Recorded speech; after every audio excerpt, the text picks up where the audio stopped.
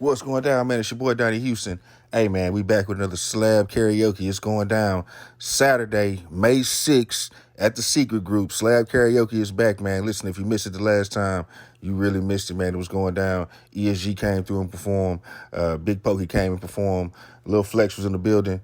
Hey, man, it was going down, man. Slab Karaoke. It's the most H-Town event. Come out, sing all your favorite H-Town songs, man. It doesn't matter. Rap songs, R&B songs, you know, if you want to do Selena, whatever. So Destiny's Child, you want to do Fat Pat, you want to do whatever, man. Slab Karaoke. It goes down May 6th at Secret Group, man. See you there.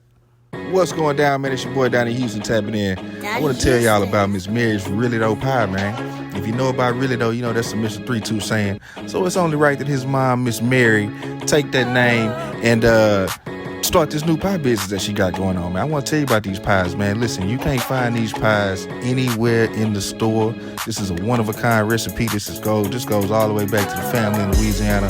The dough, listen, you've never had anything this amazing. Trust me, this is the most amazing pie you will ever have in your life. She got so many flavors to choose from. My personal favorite is the apple pie. But listen, sweet potato pies, cherry pies, you know, peach pies, man. Any kind of pie you want, man. Miss Mary got it, and it's the truth. Really though. So listen, man, call that number on the screen right now and get you a Miss Mary's Really Though pie. Tell her Donnie Houston sent you. Hey, man, it's going down. These pies are amazing. Really though.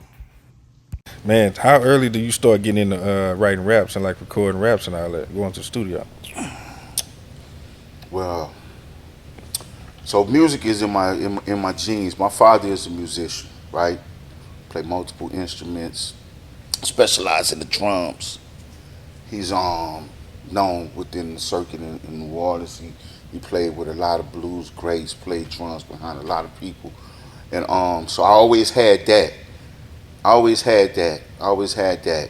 though I didn't play drums like my dad did, you know what I mean. But I was always took to that instrument. So yeah. Damn, man, that motherfucking weed got me down there. I'm talking I about lost my friend. I'm talking about when you first started going to the studio. Y'all gonna have to edit that one. So listen, man, the music is in my genes, so I always had that, right?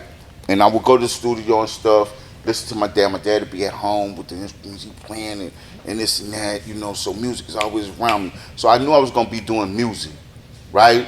But I didn't know how I was gonna express myself musically. Was it gonna be playing the instrument? Was it gonna be singing? Right? That was the only things that was available at the time. Then hip hop came, right? And you know, as a little boy, me and my friends, we walk into our other friends' house, we like, hip hop, hip it, but we just enjoying the music, right? But my heart really fell in love with it when I heard Planet Rock. We was living in a neighborhood called the Irish Channel, right? I was maybe about, I don't know, man, maybe about 10 or something.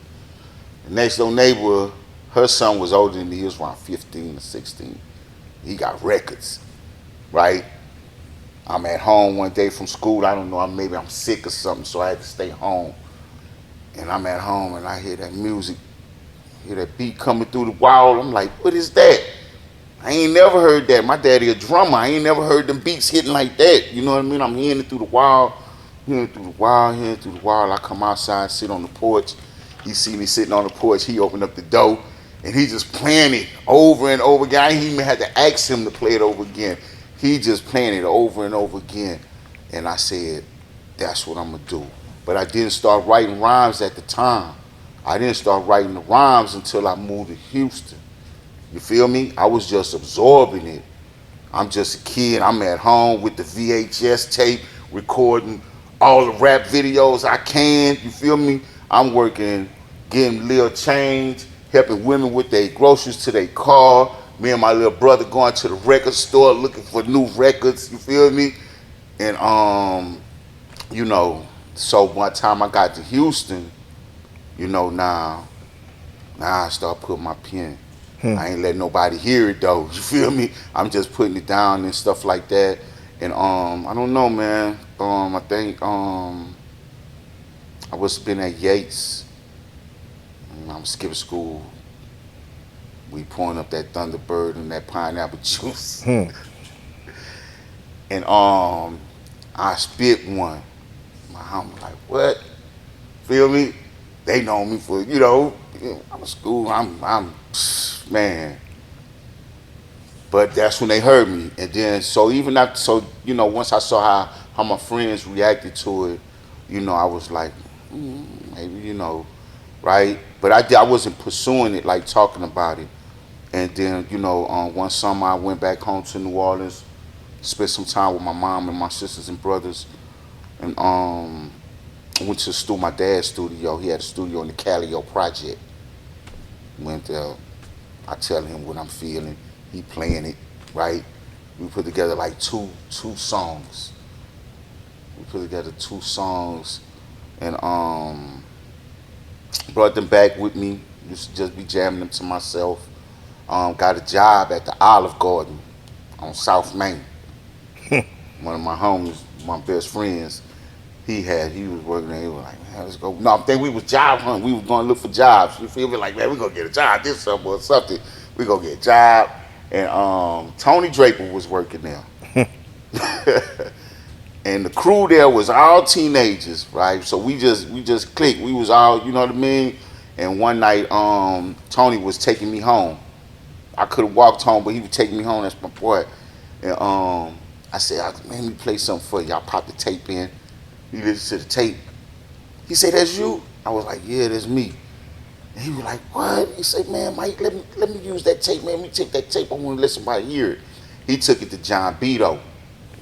Beto listened to it. Beto was like, ah, it's cool, man, but y'all need to do some more, right? So Tony come back, and we at work. He like, Mike, right, this we gonna have to do. We need to go record some more songs. So it was a record store on the southwest side, off of Praisewood and Fondry, called You and I Records and Tapes. It wasn't there at first. It was off of what is that? Corporate? Where was it? It was off of oh shit, man, it's gonna come to me. It's gonna come back to me. But it was still on southwest side, just not in that area, right? Jamaican guy owned it. Sell the tapes in the front, but he had a little studio in the back. So we would go there. He'll play songs for us. We'll say, yeah, let's sample that one. He'll hook the sample up. I write to it, rap to it, right? So wait. So you just taking a sample and just looping it? Yeah, at and the just time, rapping that's to the what they loop. was doing. Yeah, just looping it, rapping to it. Putting some drums over it. You feel me? Wait, so I'm saying who was putting this track No, together? it was the guy at the place. Oh, you was just telling him what you wanted. just telling him what I want to do, right? So me and Draper, we would go half on the studio time. You feel me? And Draper would be like, man, I want to put out music. I'm gonna have my own label, this and that. Back then. And then I'm telling you, I'm gonna be rapping it, and it's just amazing how it happened for us. Donnie Houston.